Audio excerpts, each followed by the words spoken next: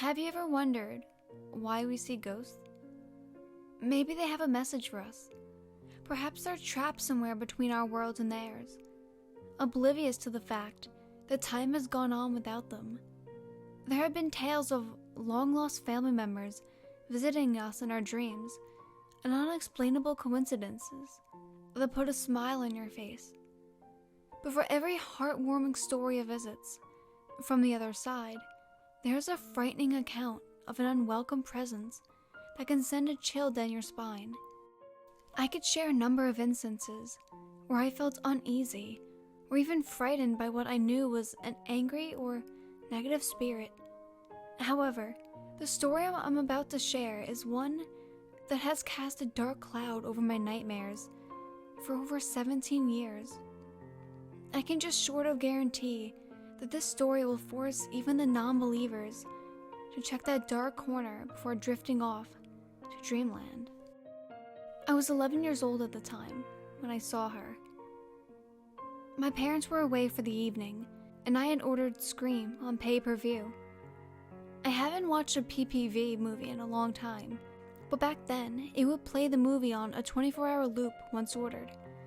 Well, into the second viewing, I got up from the couch to grab a drink from the kitchen. I was headed for the stairs when I saw a shadow out of the corner of my eye. Hesitating for a moment, I took a deep breath and continued towards the stairway. Returning to the basement, the air seems ominous. The room seemed darker. As I relaxed on my seat to watch the rest of my movie before bed, I saw what appeared to be a strange silhouette standing near the bathroom door. I focused my full sight on what I thought was there. I blinked, and it was gone. Boy, was this movie giving me the creeps. And then I heard it, the soft whisper of a young girl at first, followed by a much louder command of "let's play." Now I have 2 older brothers, so I flipped on the light expecting to see them playing a trick on with me with a flashlight and a tape recorder or something. These are the same brothers who used to hide a toy recorder in my room, blaring train sounds, and throw me in with the lights off, holding the doorknob so I couldn't get out. Needless to say, teasing me during a horror movie would not be above them. With the lights now on, I yelled, "Ben, Phil, stop it, or I'm telling Mom." Silence. I figured I was just overtired. I curled up on the couch and felt my eyelids getting heavier as I finished watching my movie. Just before I drifted off, I heard Ben's bedroom door creak. I dismissed it, too tired to get myself worked up over nothing. I then got a sense of something watching me. I tried to shake it off, but I just wanted to sleep. Finally, I heard something breathing heavily and slowly. At first I thought it was me and that I was psyching myself out, so I held my breath for a moment. Nothing. Swearing off slasher movies forever, I turned to face the back of the couch, hoping that it would help me get to sleep. "Can you play now?" The question came from lips that couldn't have been further than a few feet from the couch. Still turned, I yelled, "I'm going to tell Mom if you guys don't leave me alone." Within seconds, Ben and Phil were at the landing by the back door. "What the hell are you screeching about?" Ben asked. He and Phil not the least bit concerned about the panic on my face. "If you guys don't stop, I'm telling Mom when she gets home." As I spoke, I knew there were no way they could have been at both places at once. The realization that my brothers were upstairs all night left me cold. I stood up from the couch and quickly marched upstairs to my room, praying I could just fall asleep and put this whole thing behind me. Unfortunately, I wasn't so lucky. 30 minutes into my restless shuffling, I was alerted to the sound of my bedroom door opening, ever so gently. Jolting upward from my bed and opening my eyes, I became frozen as I saw in the corner a young girl with long black hair around the age of 6 in a once white nightgown. She stared at me with a dark, unblinking eyes and a wide smile. It was a kind of smile that you muster up for a family picture day, in the sense I could tell it was for show. I began to open my mouth, hoping to scream or cry, anything that might scare her away. Before I could make my decision, she pulled her bony finger up to her still smiling mouth. Shh, now it's my turn to hide. I yelled louder than I'd ever yelled in my life. To my surprise, my mom came running into my room. "Honey, what's wrong?" she asked, as I darted my eyes between her and the now empty corner of my bedroom. I couldn't answer. Was it a nightmare? Was my mind playing tricks on me? One thing was for sure. It was over. I shrugged it off as an all too real bad dream and went out to sleep on the couch in the living room. Fast forward about 3 weeks. It was around 10:30, and I was out playing Spot with Phil and nearly a dozen other neighborhood kids. For those of you wondering, Spot is a game of hide-and-seek played at night with flashlights.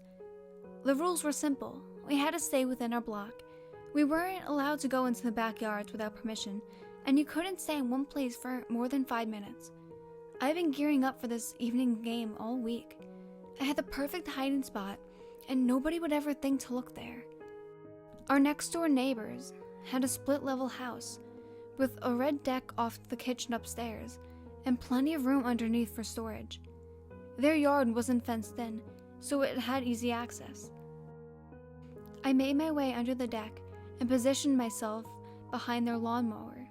No way anyone will find me here, I thought. I had been crouched for around 3 minutes when I saw the beam of light coming from behind the houses. My friend Mike was it, and he was running with his flashlight, nearing my hiding spot. Without hesitation, he turned at the edge of the house, shined the light directly on me, and yelled, "Spot!" There's no way he knew I was there. "How'd you do that? Did Phil tell you about my hiding spot?" As he asked the question, I could tell he was paying little attention to me while he searched the area. "Where'd she go?" Mike asked, a little hesitant. "I've been chasing her for half a block, and I just watched her duck under this deck." I couldn't tell if he was trying to play a trick on me or if he was being genuine. Although I didn't want to know the answer, I asked, "What was she wearing?" As he answered, I felt a rush of cold all the way up my back, as if someone had splashed me with ice water. She had a long, kind of grayish pajama shirt on. It was really strange. Maybe somebody's little sister. I leapt out from underneath the deck and stared at him for several seconds, reading his expressions. "Mike, I've been under here this whole time, and you're the first person I've seen." With a small amount of light from his flashlight illuminating only a portion of his face, I watched his color fade. "Whatever, this game's for babies anyway. I'm going home," he stated, visibly shaking, but doing his best to keep his composure. "You're it now." He shoved the flashlight into my chest and walked quickly in the direction of his house. Although Mike was gone, I had a sudden awareness that I was not alone. Doing my best to avert my eyes from my once great hiding place, I pointed my flashlight back towards the street. My legs struggled to lift my feet. It was as if hands had emerged from the soft ground and clasped their menacing fingers around my ankles. In a desperate attempt to run, my legs had a different plan as I crashed, face first, into the wet grass. I lied on the ground, stunned for what felt like only a few seconds. Gathering my wits, I lifted my head to see bare, pale feet resting only inches from my nose. I screamed, suddenly sitting but leaning back on my hands. I had no words. That girl, the same one from my room, was standing over me. What once had been a vacant grin was replaced with a disgusting, angry snarl.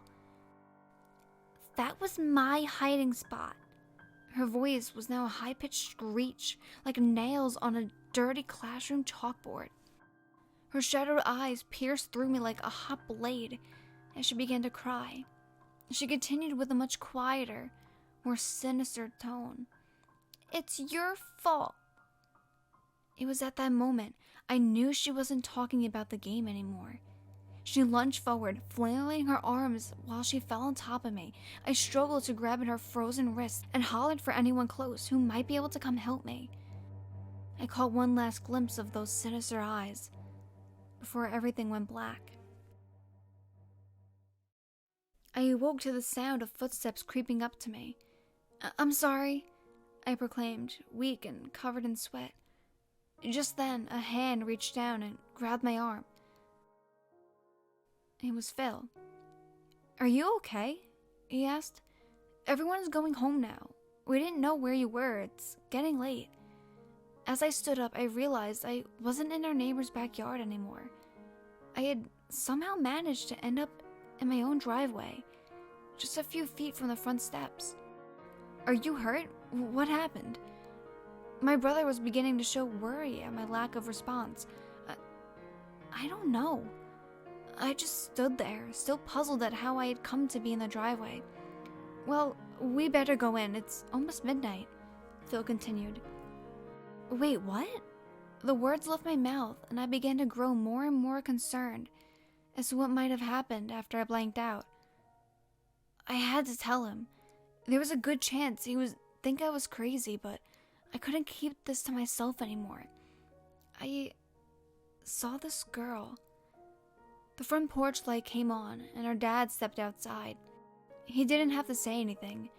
We knew it was time to come in. The nightmare started that night. I lied in bed, staring at the ceiling for hours, and doing my best not to look anywhere else, when I felt my eyelids get heavy. With each flutter, I could picture her face, staring at me with that look of hatred and disgust. Finally, succumbing to the night, they say you only remember bits and pieces of dreams and lose sight of what you really had as time marches on. But the horrors that plagued my subconscious for the next several nights are still as vivid and frightening as they were 17 years ago, reappearing every now and then as not to let me forget. My first dream started out normal enough. I was with a couple of friends who have asked to remain nameless, and we were headed to an area near a house we all called Sherry Hill. It spanned several blocks and housed lots of trees, trails, hills, and even an old train trestle. We did all sorts of stuff there. We built forts, rode bikes, played tag, the stuff you would expect kids to do. We were walking down the trail, boards and tools in hand, looking for just the right spot to build. Settling on an area tucked in by the trestle, we got to work. I was nailed by some boards to a tree to make a ladder leading to a long ledge. It was to be our lookout. I could hear my friends digging some kind of hole behind me. After a while, the sounds of the shovel stopped. That same chill I'd felt under the deck was inching up my legs to my back, then to my neck. I whipped around to see that they were gone. In fact, everything was gone. The shovels, the hole. It was as if they had never even been there at all. It had gotten very dark. The giant trees were blocking any trace of light shining from the evening sky. As I strained my eyes to scan the area, I locked in on a familiar nightgown across a small stream of murky water. I panicked, frozen in fear. I watched as she grew closer, never moving her limbs. She threw her head back in a disgusting cackle, befitting a woman well her senior. I closed my eyes, hoping that would somehow slow my pounding heart. Silence. I wasn't ready to open my eyes. My mind was racing, and I couldn't decide if I was awake or asleep. Before I had a chance to come to any conclusion, I felt a small tug on my wrist. "They're gone now. Will you play with me?" It was the same soft voice I had heard in my basement. It wasn't creepy or angry, if I had to think of a word for it. I would say it almost sounded scared. No longer feeling threatened, I was ready to open my eyes. And what a horrible mistake. She stood only inches from me, covered in blood with no visible wounds, though the gore I could see with her frills of her gown, now torn and crimson. The more frightened I became, the more pleased she seemed with herself. Trying to run, I had only made it a few steps before tripping and crashing into the cold dirt. I had to compose myself. I sat up and glanced at the object that forced me to topple over. Oh my God, no! The words left my mouth as I stumbled back even further. There, laid out in a heaping mess, were my friends.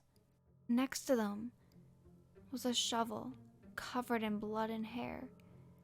She stood over the bodies, that menacing grin returning to her face as she slowly brought her finger up to her lips.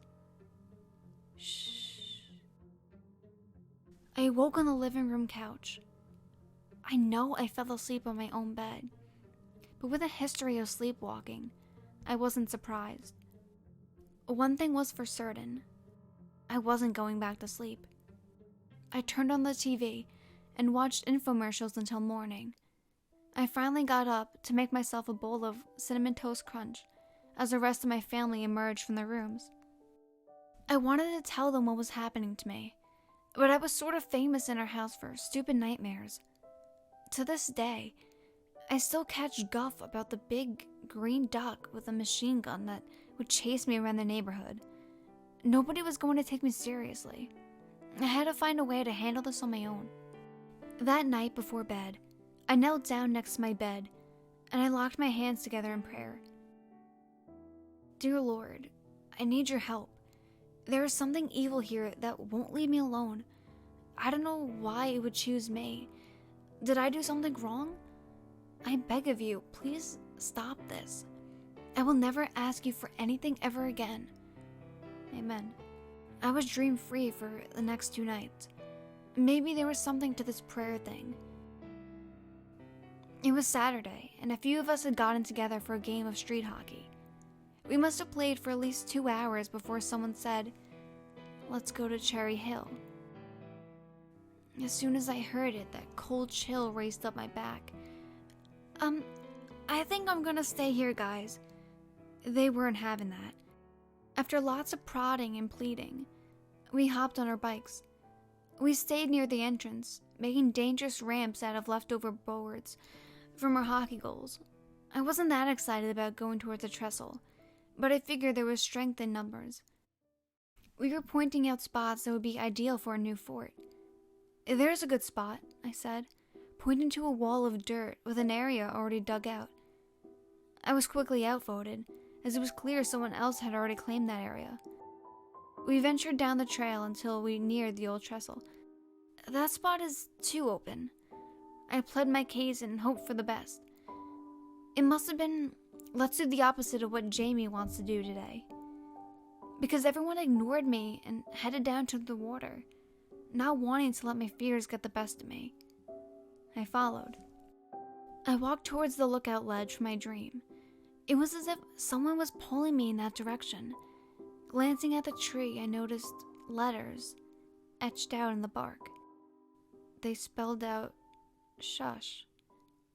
I was done. No more fort building for me. I jumped on my bike and sped home. I was still shaking when I pulled up into the driveway. I refused to come to the door when a couple of my friends stopped over to check on me. I lied in bed, sobbing and cursing the ceiling. "Why won't you help me? I begged for your help and you didn't listen." I cried myself to sleep that night. The next nightmare was much shorter. It was a very strange dream, and that I felt like I was watching a slideshow. I remember watching an old rundown farmhouse slowly fall to a pile of junk. But it was in pictures, with each one showing more age and decay. There was a tree in the front yard with a tire swing, and in every image there were children running around playing. They didn't seem fazed by the crumbling house behind them. As the house aged, fewer kids were seen running around, until only one remained. I watched as the last little girl stared at the ground, sad that her friends had left her. I watched her sadness turn to anger, and then into resentment. The background grew dark, and her eyes met mine. The edges of her mouth turned up into that all-too-familiar grin. She knew I was watching her. She stood still for several minutes as the wind blew through the bare trees behind her. Suddenly, everything went dark, and I heard the whisper, "What should we do next?" I avoided my room for the next several nights, finding any reason I could to stay up well past my bedtime. Although I feared coming across her while I was alone in the dark, it somehow felt safer than meeting her in a dream. She could manipulate me in my nightmares. I couldn't look away. I tried to obscure amounts of Mountain Dew, bright lights from the TV, and music to avoid surrender to the night. I finally figured out that if I slept during the day, she left me alone. I still wonder to this day if she was fueled by my fear. I was calmed by the light of the day. It kept me safe. I had nearly forgotten all about her by the time she visited me again. Weeks had passed, and I had started sleeping in my bed again. The final encounter was, by far, the creepiest. I consider this my final encounter. I truly believe any dreams since then have been residual, albeit terrifying. I awoke to the wind blowing my curtains across my face. This was significant because I have terrible allergies and I'm unable to sleep with the windows open. As soon as my eyes opened, I could hear faint laughter coming from the front yard. It almost sounded like the overused laugh track that goes off with any clip of children playing in movies and television. I attempted to sit up and quickly realized I had no control of my own movements. I felt paralyzed. Before long, I was lifted out of bed and placed, standing on my bedroom floor. I began walking towards the window, still unable to move my own limbs. At the screen, I watched this beautiful little girl skipped and sang through the grass without notice of the world around her. This time, I didn't feel as if she knew I was there. Mesmerized for nearly a full minute, I finally snapped out of it to find I was no longer in my own room. From my surroundings, I could tell that this bedroom belonged to another girl. The walls were covered in bright pinks, purples, and yellows with tons of princess doll houses, Barbies and dresses scattered along the floor, and in the open closet. I stood in the middle of the room, still unable to move, and watched as the door flung open, and that same little girl from the front yard came running in, crying. When she dashed by me without looking, I didn't think that she could see me. Had I become the ghost? The girl jumped up into the bed, and her eyes locked onto mine. As footsteps grew louder down the hall, she looked at me, put her finger up to her mouth, gave me a soft, "Shh." Who was she hiding from? And why was she crying? I stood and watched as a tall man wearing a baseball cap, red t-shirt, and jeans marched into the room with a menacing, come out, wherever you are." The little girl kept her stare on me as tears rolled down her face. I tried to ask him who he was looking for, but he didn't respond. Couldn't he see me? His tone quickly changed. Where the hell did that girl go? I still couldn't tell if he knew I was there, but I knew she must be hiding for a reason, so I decided to keep my mouth shut. He gave one last look around the room and left. I watched him walk down the hall until I could no longer see him. And when I turned to the closet, she was gone. In the blink of an eye, all the room's bright colors turned to shades of gray. I heard shouts coming from the other room in the house. Without hesitation, I ran towards the screams. When I got into the living room, the little girl was lying on the floor. And this time, she was wearing that same nightgown from my earlier visions. The man in the bald cap was standing over her, and I could tell that she was uncomfortable. Let's play a game, sweetie. It's called the quiet game. Although his words were sweet, I knew his intentions were anything but. She was terrified. Her eyes were telling a story of fear and sadness. I panicked. Leave her alone! I yelled the words as loudly as I could. I'm not sure what I was expecting to happen, but my shouts fell upon deaf ears. It was no use. She turned again to look at me. I began to feel lightheaded, like I was losing oxygen. Everything went dark, but I could still hear the faint cries of a scared little girl. The cries were followed by a wet, gurgling sound, and that's when I heard the sound that still gives me chills as I write these words, as if he was right by my face. I heard the man whisper one last request. Shh. I woke up right after that and sobbed into my bed for what seemed like hours. Aside from the occasional nightmare, I hadn't seen the girl since. Although I hadn't seen her, I still feel like she's around. I spent time in libraries and news archives hoping to come across a story of a familiar missing girl, or maybe even something on the man in the cap. I believe my dream of the deteriorating house means the potential scene of the crime is long gone. I suppose it's best that I leave it be, but the question I fear will forever go unanswered is, was I just a kid of an overactive imagination? Or was a frightened little girl reaching out for help that I failed to provide?